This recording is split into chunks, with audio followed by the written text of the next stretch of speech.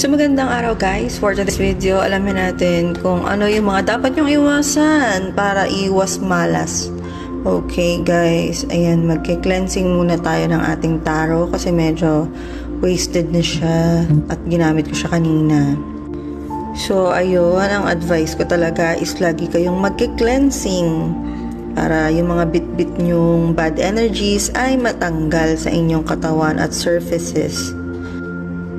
And ayun guys, lagi kayong maglinis ng inyong kapaligiran para iwas malas.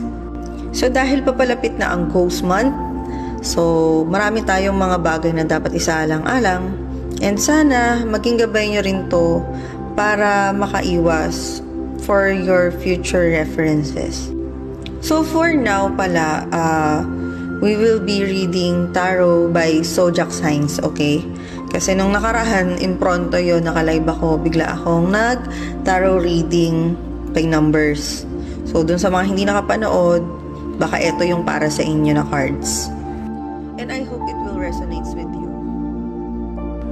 And sana lang din, magamit nyo tong mga gabay na to para sa inyong daily living and para maging activated ang wealth and blessing sa inyong life. Ayan. So, i-cleansing ko lang to and we will be starting our tarot reading Kontra Malas edition. Dami na kasi nagtatanong nito, minamalas daw talaga sila. Ano daw ba yung pwede nilang iwasan? Ganyan. So, I'm using selenite plate for charging my cards. So, wait lang. Shuffle lang tayo. So, ayun guys. Bumili na kayo ng Witch Cauldron Charms for your protection bago ang Ghost Month. And ilalabas na rin po yung Ghost Month set natin para sa inyong mga well-being. And sana makabil kayong guys bago kayo maubusan na naman. Ayun lang. Okay, we will start na po. We will start with Aries. Okay. So for Aries, iwasan nating pumetics lang or tumambay for this week, okay? Kasi hindi siya productive at medyo nakakamalas talaga yung nakatanga ka lang. Iwasan natin yung low vibration ng energy mo. Okay, for Taurus, huwag umasa sa mga bigay-bigay lang or iwasan yung manghingi. Okay, nakakamalas yon for your energy. So, mas mabuting dumiskarte ng pangsarili mo. More blessing ang papasok sa iyo. And for Gemini, kung alam mong paulit-ulit ng ginagawa sa iyo ng mga tao sa paligid mo ang nakakasakit sa puso mo, huwag mo na rin siyang hayaang makapasok ulit sa iyo. Iwasang magpakatanga sa mga kausap o sa mga taong na umaabuso sa iyo. Ikaw ang nangbablock ng sarili mong swerte sa buhay. For Cancer, iwasan ang mga bagay na hindi mo naman talaga trabaho o problema dahil hindi mo naman dapat sinasalo yung mga bagay na hindi mo naman dapat problemahin. Nagiging burden ito sa'yo. For Leo, iwasang gumastos ng gumastos. Panatilihing malaki ang ipon at may savings para sa mga emergency fund. Huwag magwaldas. For Virgo, huwag umasa sa mga sabi-sabi ng iba.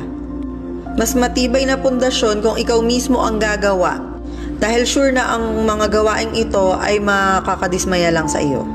For Libra, iwasan yung mga makakaaway mo sa panahong ito dahil ang mood change mo ay makakaapekto sa iyong swerte at ang mga taong ito ay hahatakin ka pababang pilit. So for Scorpio, harapin ang mga problema at solusyonan, gawan ito ng paraan sa madaling panahon. Ikaw lang din ang makakatulong sa sarili mo at makakapag-provide ng mga tamang advice sa sarili mo din. Dahil kahit anong sabihin ng iba, wala ka naman sinusunod. So for Sagittarius, mag-focus ka lang sa goal mo. Iwasan mo ang pagtingin sa iba't ibang klase ng opportunity dahil nalilito ka lang at wala kang tatapos sa iyong sariling goal. Hindi naman ito literal na malas, kaya lang wala kang na-approve sa sarili mo. For Capricorn, iwasan muna ngayong week ang pagpilit sa mga kagustuhan mo dahil minsan hadlang ito sa kagustuhan din ng iba at nagko-contradict ito sa swerte mo. Pwedeng ito rin ang maging cause ng kamalasan mo. So magpakabait ka muna.